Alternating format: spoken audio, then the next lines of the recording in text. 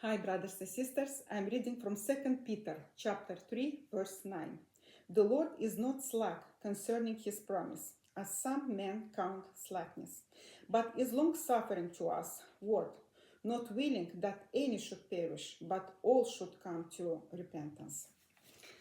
One spring, our family went to the Cabane Sucre. What is the Cabane Sucre? I will read you now.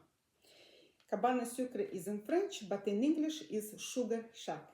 The sugar shack is a building in a maple forest where sap is collected and boiled down to make the maple syrup through a technique originally developed by the indigenous and passed on to the French colonizers of New France, today Quebec, the French province of Canada.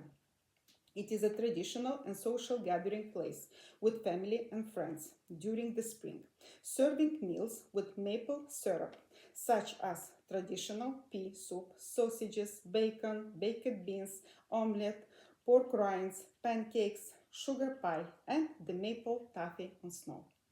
The sugar shacks host activities like walks, horse-drawn carriage rides, visit to the animal farm, and of course the traditional folk of singing and dancing.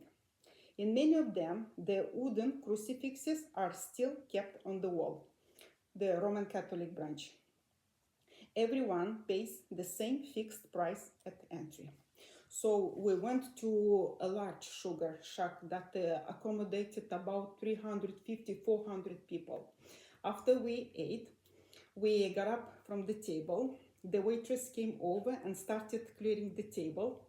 I gave her a tip and wanted to give her a little tract with the message of salvation. She asked me, "What is this?" I answered to her, pointing to the old wooden crucifix on the wall.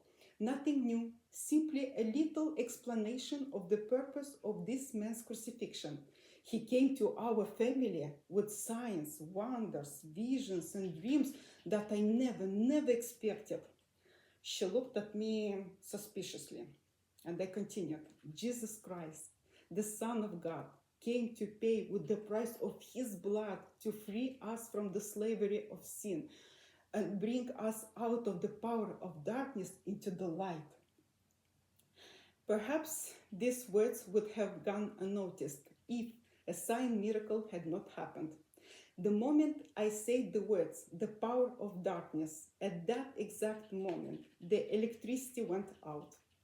It was evening and the shack had indeed gone dark. Then a few seconds later, the power came back on. I asked the waitress, "At what words of mine did the power go out?" She answered, "The power of darkness."